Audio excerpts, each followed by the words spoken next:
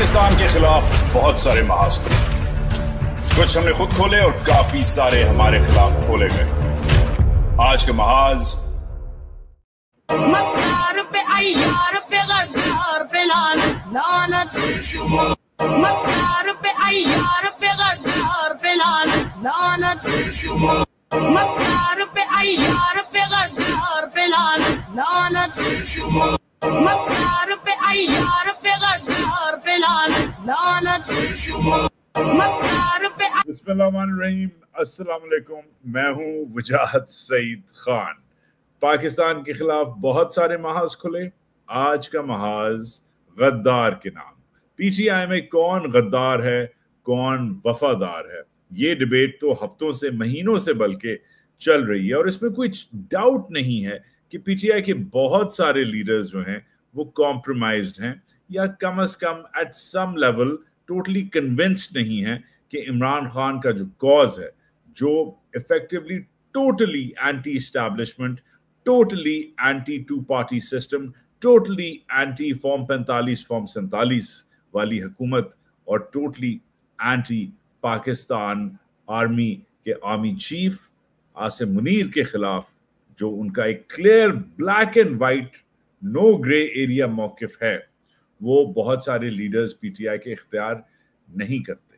मगर पिछले 24-48 घंटों में ऐसी कुछ खबरें आई, ऐसी कुछ डेवलपमेंट्स हुई, ऐसी कुछ बातें हुई और ऐसी कुछ मीम्स बनी, जैसे आपके सामने अली अमीन गंडापुर की ये मीम चल रही है, जिनसे नजर आया कि पीटीआई के चीफ एग्जीक्यूटिव खैबर पख्तूनख्वा के बहुत इंपॉर्टेंट, बहुत जरूरी leader, chief minister Ali Amin Gandapur compromised हो चुके हैं।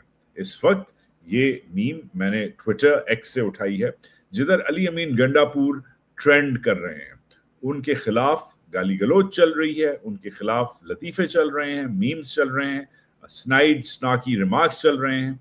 ये पीटीआई वाले खुद चला रहे हैं। जी हाँ, ये पीएमएल नून वाले नहीं चला रहे, ये आईएसपीआर वाले नहीं चला रहे, ये आईएसआई वाले नहीं चला रहे, ये इवन पीपीपी वाले नहीं चला रहे, ये खुद पीटीआई वाले चला रहे हैं। बिकॉज पिछले 24-48 घंटों में कुछ ऐसी फ्रस्ट्रेटिंग चीजें हुई हैं जिनसे नजर आता है कि अली अमीन गंडापुर कॉम्प्रोमाइज्ड हैं। फॉर एग्जाम्पल, एक और जो ट्वीट जो मशहूर हुई है वो अली अमीन गंडापुर को इस तस्वीर के साथ जो है इक्वेट करती है। अगर आप गौर से देखें तो ये किसकी तस्वीर है? ये एक्चुअली उस मशहूर जमाना कत्ल की तस्वीर है जो 2-3 हजार साल पहले जूलियस सीजर का जो कत्ल हुआ था, जो उसके बेस्ट फ्रेंड, उसके बल्कि अडॉप्टेड सन ब्रूटस ने किया था। इसलिए अंग्रेजी जुबान में, शेक्सपियर के प्लेज में एक मशहूर रिवायत है कि वो बंदा जो आस्तीन का सांप निकलता है, वो दोस्त जो वैसे तो बड़ा बेस्ट फ्रेंड होता है मगर आखिर में कमर में छुरा घूमता है, उसको ब्रूटस कहते हैं। और अली अमीन गंडापुर को आज खुद पीटीआई के workers, social media warriors Imran Khan का ब्रूटस कह रहे हैं।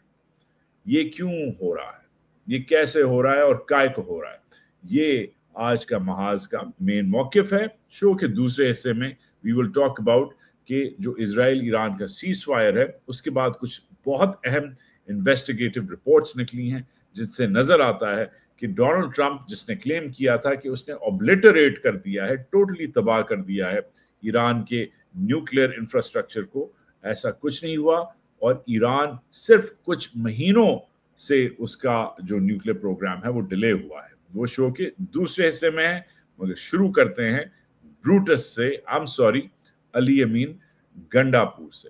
अब अली अमीन गंडापुर इस वक्त ट्रेंड कर रहे हैं। ये अगर आप इस वक्त ट्विटर पे अली अमीन गंडापुर डालें तो ये चल रहा है। पहली तो ये ट्वीट खुद ही जो मैंने अभी आपको दिखाई ब्रूटस की आती है, फिर उन्होंने एक स्पीच की जो अभी मैं आपको दिखाता हूं उसकी आती है, फिर अलीमा खान ने इनके बारे में कुछ बातें की, उस पर आता हूं, और फिर ऑफ कोर्स ये जो मीम चल रहा है मशहूर जमाना जिसमें इनको ट्रेटर कहा जा रहा है और हाथ में इन्होंने लॉलीपॉप पकड़ी हुई है जो ये कोशिश करते हैं कि हम सबको खिलाएं। अब वाकई ही ये जो लॉलीपॉप है ये अली अमीन गंडापुर ने कुछ घंटों पहले रिकॉर्ड की। अब लॉलीपॉप को जब रिकॉर्ड करते हैं तो उसको फिर लॉली वीडियो कह सकते हैं आप, तो इन्होंने एक लॉली वीडियो जो है निकाला है। ये वीडियो देखना जरूरी है। अगर आपकी तबीयत कमजोर है मेरी तरह, कोई बात नहीं, हौसला रखें।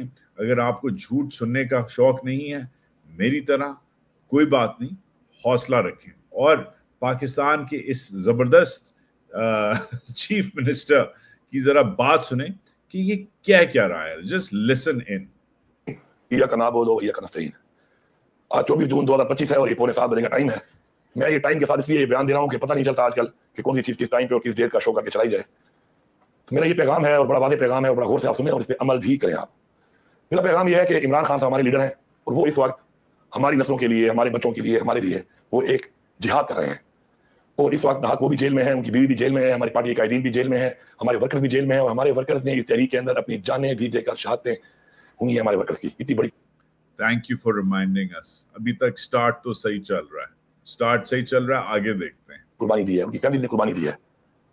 लेकिन मैं ये देख रहा हूं कि कुछ लोग किसी और एजेंडे के ऊपर, किसी और ऐसे एजेंडे के ऊपर जो कि इमरान खान को कमजोर करने का एजेंडा है, इमरान खान का जो इख्तियार है उसको अपने पास लेने का एजेंडा है, इमरान खान के दुश्मनों को मजबूत करने का एजेंडा है और इमरान खान के मुखालिफिन के एजेंडे को प्रमोट करना और उसको फैलाना और उसको इंप्लीमेंट करने में एक वो मुनाफिकत का एक साजिशी किरदार अदा कर रहे हैं। ये अपनी बात तो नहीं कर रहे। इमरान खान के मुखालफीन के एजेंडे को इम्प्लीमेंट करना जो है वो तो मेरा तो ख्याल है अपनी बात कर रहे हैं, मगर कोई बात नहीं, आगे चलते हैं। अब सबको मालूम है कि हमारा मैंडेट चोरी होने के बाद सिर्फ बज़ोर बाजू पख्तूनख्वा की आवाम ने इमरान खान को अपना मैंडेट, जो चोरी भी हुआ लेकिन मुकम्मल चोरी होने से बचाकर इमरान खान को दिया। और पख्तूनख्वा इमरान खान का एक किला है, इमरान खान का एक गढ़ है। अब एक साजिश जो हमारे खिलाफ की जा रही थी वो ये थी कि किसी भी तरीके, वैसे तो हटा नहीं सकते, तो साजिश करके ये लोग हमारी इस हुकूमत में आईनी तौर पर बजट पास ना होकर फाइनेंशियल इमरजेंसी लगा के, गवर्नर राज लगा के इस सूबे को भी टेक ओवर कर लें, जिसके ऊपर हमारे बहुत से लोग उसका हिस्सा बने। बाकी इन लोगों का तयन आप खुद करें। अच्छा, इसके बाद मैं आपका टाइम नहीं वेस्ट करूंगा, मगर लुबे लुबाब ये है कि इन्होंने ये स्पीच जो है रिकॉर्ड की है जब ये बात सामने आ गई है, क्लियरली आ गई है कि इन्होंने रात के अंधेरे में विदाउट मच प्रोटोकॉल और डिकोरम, अहेड ऑफ स्केड्यूल, किसी और सूबे ने बजट नहीं पास किया। अभी आगे डेडलाइन है, बजट कुछ दिनों बाद पास हो सकता है। डिबेट का वक्त था, इमरान खान से मिलने का वक्त था, उनकी राय लेने का वक्त था, बल्कि उनकी इजाजत लेने का वक्त भी था। और आज और कल में मीटिंग्स भी मुकर्रर थी इमरान के साथ, मगर इन्होंने जल्दबाजी में बजट पास किया है बगैर डिबेट के। उसमें इन्होंने काटा पीटी जो है, जो डिबेट होती है, जो ऑपोजिशन का किरदार होता है, उसको भी नहीं किया। ऑपोजिशन ने तो बॉयकॉट कर दिया। ऑपोजिशन तो डजंट मैटर, हम इस वक्त पीटीआई की बात कर रहे हैं।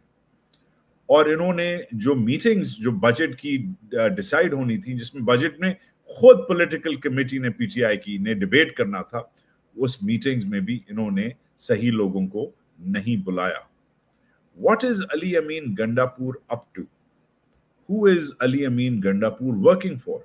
ये क्या कर रहे हैं और ये किसके लिए कर रहे हैं और ये इतना ब्लेटेंटली क्यों कर रहे हैं कि अब इनको वीडियोस बनानी पड़ रही हैं जिसमें ये क्लेम कर रहे हैं कि अगर मैं ये बजट नहीं पास करता रात के अंधेरे में, मंडे नाइट को मिडनाइट बजट इसे कहा जा रहा है, तो गवर्नर राज लग जाता। यार ये कब होता है कि गवर्नर राज लग जाता है, बजट नहीं पास होता? बजट बहुत बार फ्रस्ट्रेट होता है, डिले होता है। बजट है यार, मतलब इंडिया के खिलाफ कोई तुम लोगों ने कोई जहाज नहीं रोक लिए पीएफ के उड़ने से कि गवर्नर राज लग जाएगा। बगावत नहीं है, बजट है भाई। चक्कर क्या है? What's the issue? The issue is quite serious and the issue is now blowing up in different parts in different ways. पहले तो फैमिली के पास चलते हैं। किसकी? खान साहब की। खान साहब की जो बहन है अलीमा खानम साहिबा, जो रोज बाय द वे हफ्तों से उनकी जेल के सामने जो अडियाला है उसके सामने जाके बैठ जाती हैं और उनका क्राउड आहिस्ता आहिस्ता जो है ज्यादा हो रहा है। उन्होंने आज थोड़ी देर पहले फ्रस्ट्रेशन कल भी उन्होंने दिखाई अली अमीन गंडापुर के बारे में, आज भी उन्होंने फ्रस्ट्रेशन दिखाई। कल का कमेंट हमने चला दिया था जब उन्होंने कहा था, किसी रिपोर्टर ने उनसे पूछा कि भाई आपका क्या ख्याल है, -1 हो रहा है खान? उन्होंने कहा मुझे यही लगता है कि -1 किया जा रहा है। ये -1 का जो अक्कासी है वो बजट में खान को नहीं इंक्लूड करना, खान क्या मौकिफ नहीं लेना, ये -1 की एक अक्कासी थी। मगर फिर एक और बंदे ने पूछा कि पीटीआई के MPAs जो है केपी में, वो कहते हैं कि ये बहुत बदमाश है, बहुत पावरफुल है, गंडापुर हम इसके खिलाफ नहीं खड़े हो सकते। तो उन्होंने वही कहा जो खान ने भी 3-4 हफ्ते पहले ट्वीट किया था कि अगर प्रेशर नहीं ले सकते तो रिजाइन कर दो, छोड़ दो। मगर आज इन्होंने एक और बात की है, इंपॉर्टेंट बात की है। इन्होंने ताना लगाया है कि अगर मैं बहैसियत एक औरत इतनी गर्मी में इधर आके बैठ सकती हूँ तो ये जो केपी के लंबे चौड़े बदमाश पीटीआई के MNAs MPAs हैं, ये किधर हैं? जरा सुनिए।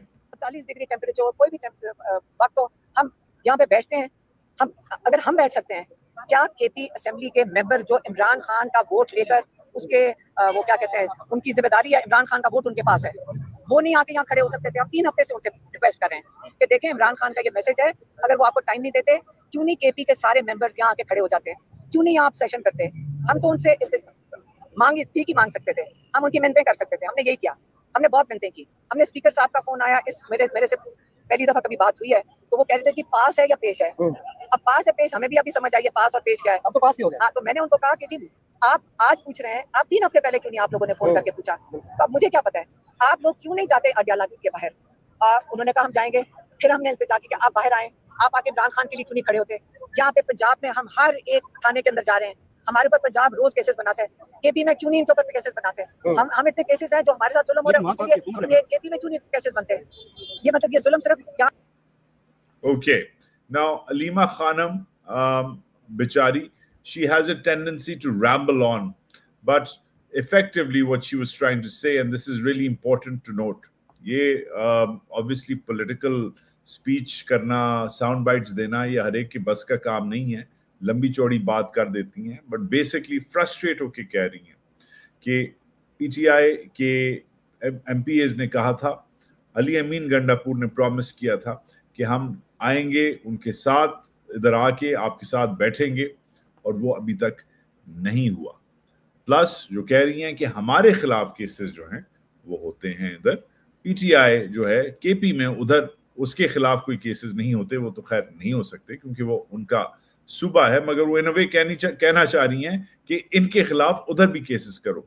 कॉन्वल्यूटेड बात है, शायद बेचारी परेशान है, मगर मेन जो है ये अब दूसरा दिन है कि फैमिली इनकी कह रही है, फ्रस्ट्रेट होके खान की फैमिली कह रही है कि अली अमीन किधर है, पीटीआई के MPAs जो खैबर पख्तूनख्वा के हैं, जो इन पावर हैं, वो किधर है? This is a very important, very telling video. मगर इसके बाद सबसे जो आज डैमिंग ट्वीट आई है वो इनके साबिक फाइनेंस मिनिस्टर तैमूर सलीम खान झगड़ा से आई है। तैमूर सलीम खान झगड़ा को एक्सक्लूड किया गया पीटीआई की कैबिनेट से और पीटीआई की हुकूमत से इस इलेक्शन में और इस इलेक्शन के बाद, क्योंकि फ्रैंकली आपस की बात है, ये एक पढ़े लिखे, मुहज़्ज़ब और ऑनेस्ट शख्स हैं, और इनकी अली अमीन गंडापुर जैसे लोगों के साथ नहीं बनती। इसलिए तैमूर सलीम खान झगड़ा को ना हुकूमत में, ना असेंबली में और ना काबीना में इंक्लूड किया गया। प्लस उनको वोट जो उनका चोरी हुआ वो आज तक डिसाइड नहीं हुआ कि वो किधर है, मगर वो एक अलग कहानी है। तैमूर सलीम खान झगड़ा फिर भी पीटीआई की पॉलिटिकल कमेटी में है, और क्योंकि उनसे बहुत सारे सवाल पूछे गए, क्योंकि जब बजट की केपी की बात होती है तो मेन मैन उस प्रोविंस के फाइनेंशियली स्पीकिंग ये हैं। मैकेंजी में ये पार्टनर रहे हुए हैं, मजाक नहीं है, पढ़ा लिखा आदमी है, लंदन बिजनेस स्कूल का पढ़ा हुआ है, educated guy, former partner at McKinsey. तो ऑब्वियसली इसकी ड्यूटी खान ने लगाई हुई है कि भाई तुम वे इन किया करो। इन्होंने जो ट्वीट की है वो बहुत टेलिंग है, बल्कि एम्बैरेसिंग है, धज्जियां उड़ा देती है गंडापुर के मौकिफ की। कहते हैं, पहला मुद्दा कहते हैं कि पॉलिटिकल कमेटी की मीटिंग कॉल की गई थी, मगर लास्ट मिनट पे कॉल की गई थी और ईरान पे कॉल की गई थी। बजट जो था उसमें डिस्कस नहीं होना था, इसलिए मैंने एक तो अटेंड नहीं कर सका क्योंकि लास्ट मिनट थी। दूसरा जो मेरा टॉपिक है बजट, वो जो है डिस्कस हुआ इवन दो एजेंडा पे नहीं था। जब बजट प्रेजेंट हुआ इतना लेट 18 को, तो बजट का इवन दो लेट प्रेजेंट हुआ, फिर भी उसे पास करने की कोई इस वक्त जरूरत नहीं थी, क्योंकि सिंध, पंजाब और बलोचिस्तान और इवन फेडरल गवर्नमेंट जो है, इवन वफाक जो है, उन्होंने भी अपना बजट पास नहीं किया। तो आपको क्या, जैसे हिंदको में कहते हैं, आपको क्या लोड़ है कि आपने बजट पास किया है? और फिर कहते हैं कि जो पैसेज है बजट का वो 26 या 27 तारीख तक आप आराम से डिले कर सकते थे, और इमरान खान के साथ जो मीटिंग्स होनी थी, जो इंस्ट्रक्शंस उन्होंने देनी थी, डायरेक्टिव्स देने थे, उसके बेसिस पे आप बजट को चेंज कर सकते थे, मगर आपने ये नहीं किया। जब मेरा जो काम है, जो मेरे व्यूज हैं बजट के, वो भी मुझसे अभी तक किसी ने नहीं पूछे, हालांकि ये मेरा काम है। कहते हैं कि बजट को 30 तारीख तक पास होना चाहिए था, ताकि फेडरल हुकूमत के पास कोई इमरजेंसी लगाने की का जुज ना हो, कोई एक्सक्यूज ना हो। मगर इमरान खान को एक तो ना इंक्लूड किया, और ना फेडरल हुकूमत को इमरजेंसी लगाने का जो ये कह रहे हैं कि गवर्नर राज लग जाता, ऐसी कोई बात ही नहीं हुई। वो तो एक हफ्ता दूर बात है। Frankly, none of this excuses the federal government for not arranging meetings that Imran's constitutional legal right. इन सब के बावजूद कोई शक नहीं है कि जो वफाकी हुकूमत है वो ज्यादती कर रही है कि हमें इमरान से मिलने नहीं दे रही। मगर फ्रैंकली जो मसला है वो ये है, कहते हैं honest issue is that we have to get our act together as a party together, and the way this whole issue has been handled hurts us individually, hurts us collectively and hurts Imran Khan. जिस तरीके से ये budget का issue handle हुआ है, हमारी जात, हमारा जो मजमा है बहैसियत एक पार्टी, और इमरान खान, सब को नुकसान होता है जिस तरीके से ये बजट का पैसेज हैंडल हुआ है, रात के अंधेरे में हैंडल हुआ है। हमें इसकी इजाजत नहीं देनी चाहिए। आज तैमूर सलीम खान झगड़ा दूसरे लीडर बन गए हैं, पीटीआई के सीनियर मुहज्जब लीडर, जिन्होंने शौक का डिस्प्ले किया है। कल जनरल सेक्रेटरी सलमान अकरम राजा ने कहा था कि मैं शौक हूं कि पॉलिटिकल कमेटी ने 22 जून को कहा था कि पार्टी जो है इमरान से पूछ के बजट पास करेगी, केपी की हुकूमत इमरान से पूछ के बात करेगी। इन्होंने क्या किया है? What have they done? ये कंप्लीट शॉक है, सरप्राइज है। अगर खान के साथ मीटिंग नहीं होती तो आखिरी डेट तक खींचते, कम से कम प्रेशर बिल्डअप करते, और कहते हैं कि आज इमरान के साथ मीटिंग थी, एक और हफ्ता था, 30 तारीख थी। तो अब दो लोग, एक केपी का लीडर जिसकी अली अमीन के साथ नहीं बनती, तैमूर खान झगड़ा जिसको उन्होंने फौजियों ने जीतने नहीं दिया इलेक्शन में इवन दो वो जीता था, और दूसरा जो है सलमान अकरम राजा, जनरल सेक्रेटरी, वकील, मुहज्जब, रिस्पेक्टेड आदमी। दो लोग पीटीआई के रिस्पेक्टेड लीडर्स कह रहे हैं कि ये क्या हो गया है। मगर फ्रैंकली आपस की बात है, प्रेस क्या कह रहा है? प्रेस भी यही कह रहा है। ये डॉन की खबर है, बड़े अरसे बाद डॉन ने बड़ी चीरती हुई खबर की है कि पीटीआई बट गई है इस केपी बजट के पास होने से, जिसे मिडनाइट पैसेज बजट कहा जा रहा है। पीटीआई बट गई है, और स्टोरी सुनाते हैं ये कि कौन कह रहा है कि हम इमरान खान से मिले हैं। ये स्टोरी सुनाते हैं बैरिस्टर सैफ की, और एविडेंटली बैरिस्टर सैफ वही बैरिस्टर सैफ जो कभी एक जमाने में एमक्यूएम में था, कभी एक जमाने में मुशर्रफ के साथ था, और एक जमाने में अब पीटीआई का बन गया है। कभी सेनेटर होता है, कभी एडवोकेट होता है, कभी बैरिस्टर होता है, कभी सैफ होता है, और कभी पीटीआई का स्पोक्स पर्सन होता है। ये जाके मिल लेता है जब भी इसका मूड आए इमरान खान से, और ये क्लेम कर रहा है कि इमरान खान ने अप्रूव कर दिया है बजट। अब इस बंदे को इमरान खान क्यों बोलेगा, जिस बंदे का ना सर है ना पैर है, जो स्पोक्स पर्सन है केपी हुकूमत का। मगर हमें पता है कि बैरिस्टर सैफ क्या है। Barrister Saif basically pressure cooker की वो सीटी है, जब कभी जी चाहता है जीएचक्यू का तो लगा देते हैं, और कभी जो जी चाहता है तो हटा देते हैं। जब भी पुलाव सीटी ज्यादा मारता है, प्रेशर ज्यादा हो जाता है, तो सीटी हटा देते हैं, और जब प्रेशर जरा बढ़ाना होता है तो इसको ड्यूटी पे लगा देते हैं। प्रेशर बनाने के लिए, इन बाकियों को चुप कराने के लिए इनको उन्होंने बुलवाया है फौजियों ने, और बैरिस्टर साहब कह रहे हैं कि मैं मिला हूं इमरान खान से और उसने बजट अप्रूव कर दिया है। वाह वाह वाह, तालियां। इस पे अली अमीन गंडापुर ने के हरीफ तैमूर खान झगड़ा ने कहा है कि शायद हम सबको मास्क लगा के बैरिस्टर साहब के मास्क लगा के अडियाला जाना चाहिए ताकि हमें भी एंट्री मिल जाए। तो ये जो मजाक है पीटीआई का, ये तो चलता रहेगा, मगर फ्रैंकली अली अमीन गंडापुर की ये मीम को मैं हटाने से पहले एक बार फिर आपको जो अल्फाज हैं झगड़ा के वो आपको दिखाता हूं। And he has rightfully said, और इसको बड़ा करके हम सबको पढ़ना चाहिए क्योंकि बंदे ने जो भी लिखा है सच लिखा है। And he says very importantly, he says कि frankly the honest issue is that we have to get our act together, act as a party together, and the way this whole issue has been handled hurts us individually, hurts us collectively, and hurts Imran Khan. We cannot allow that. I hope we learn from this. I couldn't agree more. I could not agree more. Frankly, this is a brilliant take and it must be taken seriously. थोड़ी देर में तैमूर खान झगड़ा का मेरा interview भी आएगा जो उन्होंने मुझे थोड़ी देर में देना है, और वो जब इंटरव्यू आएगा तो उसमें केपी के अंदर, हुकूमत के अंदर जो ये बकौल डॉक्टर मुईद पीरजादा के जो चूत चलाकियां हो रही हैं वो हम होपफुली ब्रेक डाउन करेंगे। तैमूर खान झगड़ा का इंटरव्यू चंद ही घंटों में इस शो के बाद चलेगा। एनीवेज, थोड़ा सा बैन अल-अक़वामी खबर, एक इंपॉर्टेंट खबर जो है आई है।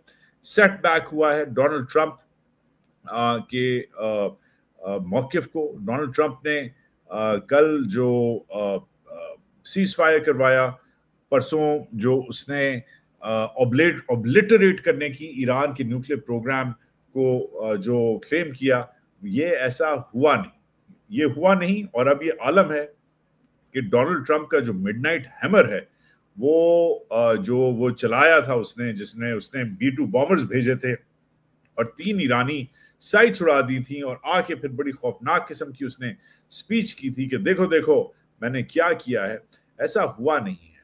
अमेरिकी डिफेंस इंटेलिजेंस एजेंसी जो पेंटागन की प्रीमियर इंटेलिजेंस एजेंसी है, उन्होंने एक रिपोर्ट निकाली है। अमेरिकियों ने ही, अमेरिकी इंटेलिजेंस ने ही अमेरिकी फौज पे रिपोर्ट निकाली है कि जो 3 जो साइट्स हैं जिनको फौज ने बॉम्ब किया है वो एक्चुअली जो हैं टोटली ऑब्लिटरेटेड नहीं है, वो तबाह नहीं हुई, वो एक्चुअली कुछ महीनों के लिए डिले हो गया है उधर न्यूक्लियर यूरेनियम बनाना, इनरिच करना, मगर वो टोटली तबाह नहीं हुई है। अब ये बहुत इंपॉर्टेंट एस्पेक्ट इसलिए है क्योंकि इस अटैक से पहले रिपोर्ट्स कह रही थी कि ईरान 3 महीने में इतना यूरेनियम बना सकता है कि वो बम जो है वो बम रेडी हो जाएगा। ये 3 महीने का एस्टिमेट था जंग से पहले का, मगर अब कह रहे हैं कि सिर्फ और सिर्फ 3 और महीने का डिले आया है क्योंकि जो डैमेज हुआ है वो सिर्फ उसके दरवाजों तक, एंट्रेंसेस तक हुआ है।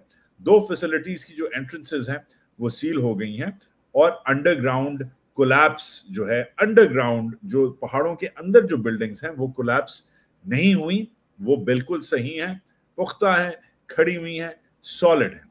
पहाड़ पे बम, दुनिया का सबसे बड़ा बम, 1000 टन बड़ा बम, भारी बम फेंकने का मकसद ये था, वो जो आपका बंकर बस्टर था जिसे मॉप कहते हैं, उसका मकसद ये था GPU 57 का कि पहाड़ को चीरता हुआ अंदर जो फैक्ट्री लगी हुई है खुफिया उसको उड़ाए, मगर ऐसा नहीं हुआ। सिर्फ जो दरवाजे हैं, जो एंट्रेंसेस हैं टनल्स की, वो ब्लॉक हुई हैं, जो खुल सकती हैं, और कुछ ही महीनों में ये फिर से जो ईरान का जो प्लान है वो फिर से स्टार्ट हो सकता है।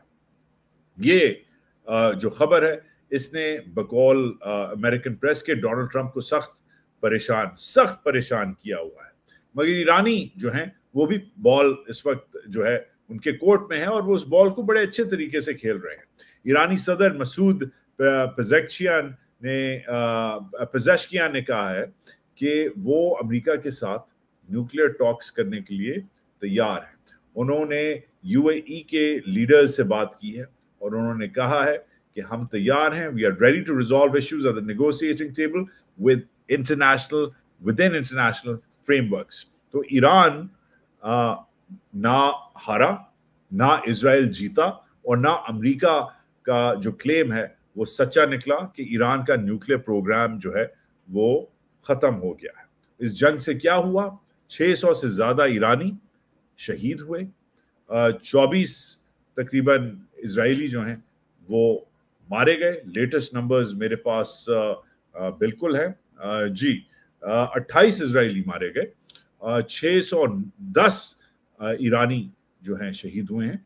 और इवन दो सीज फायर हो चुका था, मगर कुछ ईरानी मिसाइल्स जो एयर में थे, जो ऑपरेट कर रहे थे, उनके जवाब में जो इजराइल क्लेम करता है, इजराइल ने लास्ट मिनट तक खौफनाक बमबारी की, जिसके बेसिस पे डोनाल्ड ट्रंप ने फ्रस्ट्रेट होके कल गाली दी, फ्रस्ट्रेट होके कहा कि I don't know what the F they're doing. They've been fighting for so long that they don't know what the F they're doing. मगर जब डोनाल्ड ट्रंप ने अपनी डिप्लोमेसी जारी रखी, नेतन्याहू को भी बड़ी फर्म बातें सुनाई एयरफोर्स 1 से फोन करके, और फिर उन्होंने बातें जो है मैसेजेस भिजवाए ईरानियों को, तो अब बातचीत शुक्र है शुरू हुई है। मगर this goes on to show even दो ईरानियों ने घसीटा है अमेरिका को इस जंग में, इजरायलियों ने घसीटा है अमेरिका को इस जंग में, कुछ समझ नहीं आई। तीनों साइडें विक्ट्री डिक्लेयर कर रही हैं। ईरान भी कह रहा है कि हम जीत गए हैं, इजराइल भी कह रहा है हम जीत गए हैं, अमेरिका भी कह रहा है हमने ऑब्लिटरेट कर दी है हर चीज। मगर इस वक्त स्टेटस क्वो है और ईरान का जो प्रोग्राम है वो 3 महीने की बजाय 6 महीने डिले है। अजीब सी बात है। इन लोगों की मुझे समझ नहीं आती, इजरायलियों की और अमेरिकियों की कभी कभी। मगर कभी कभी अमेरिकी अच्छी हरकतें भी करते हैं। जैसे न्यूयॉर्क, मेरे शहर न्यूयॉर्क में ये जो खुशखबरी आई है, ये जोरान ममदानी है। ये 33 साल के मुसलमान साउथ एशियन हैं। इनके जो वालिद हैं वो युगांडन इंडियन हैं। इनकी जो वालदा हैं वो इंडिया की ऑल्टरनेटिव सिनेमा की डायरेक्टर मीरा नायर हैं। ये इधर ही अमेरिका में बड़े हुए हैं, वैसे तो युगांडा में पैदा हुए, मगर ये बहुत प्राउड किस्म के मुसलमान हैं। इन्होंने ईद अभी जो बड़ी ईद गुजरी थी, 4 जगहों पे जाके इन्होंने नमाज पढ़ी थी न्यूयॉर्क में। मगर क्यों? क्योंकि ये इलेक्शन के लिए लड़ रहे हैं। किस इलेक्शन के लिए? मेयर के इलेक्शन के लिए। और आज माशाल्लाह से पहली बार जो डेमोक्रेटिक प्राइमरीज हैं उसमें पहली बार एक मुसलमान, वो भी 33 साल का नौजवान जीता है। ज्यादातर इन्हें जो वोट्स मिले हैं वो नौजवानों से, यूथ से मिले हैं।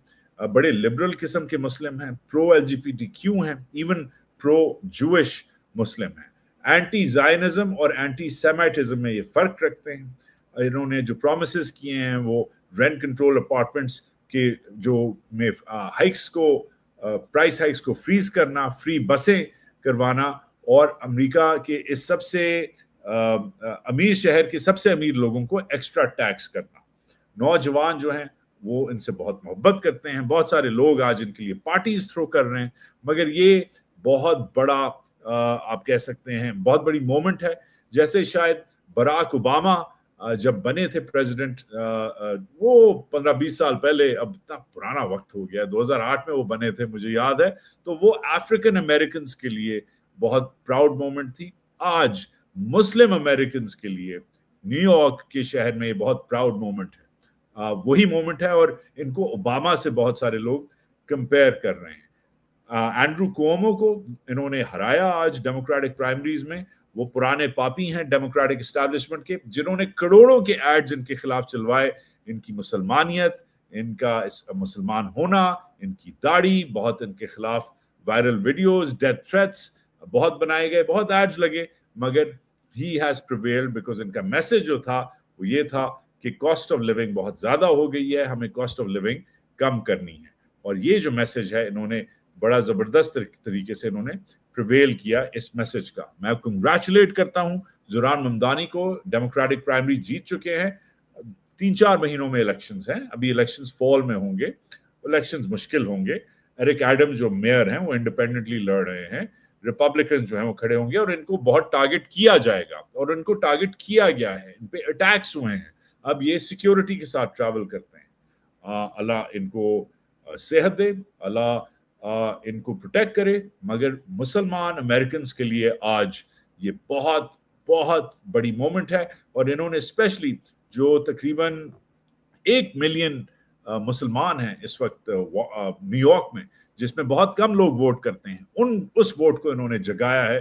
तो ये जो मोमेंट है एक जबरदस्त पॉलिटिकल आप कह सकते हैं मिरेकल है कि न्यूयॉर्क सिटी में शायद अब एक और स्टेप हम करीब आ गए हैं। एक मुस्लिम मेयर, और वो भी हमारे खित्ते का मुस्लिम, जो बाय द वे बड़ा एंटी नेतन्याहू भी है और इंपॉर्टेंटली बड़ा एंटी मोदी भी है। मोदी को तो इन्होंने वॉर क्रिमिनल कहा हुआ है, क्योंकि मोदी के ने जो गुजरात में किया था उसमें इनके लोग गुजराती अमेरिकन जो हैं वो अफेक्ट हुए थे, और ये अपने आप को गुजराती अमेरिकन कहते हैं। तो उस हिसाब से this is a huge day in Muslim American politics, and I must congratulate Zoran Mamdani and especially those people who voted for him. मुझे पता है मेरे बहुत सारे जो ऑडियंसेस हैं अमेरिका में, सबसे ज्यादा जो लोग मुझे देखते हैं, जो अमेरिकी ऑडियंस में है, वो न्यूयॉर्क से देखते हैं। I must thank you if you voted for him. I must thank you for supporting Zoran Mamdani, and I must thank you for supporting the democratic process. ये है वोट की ताकत।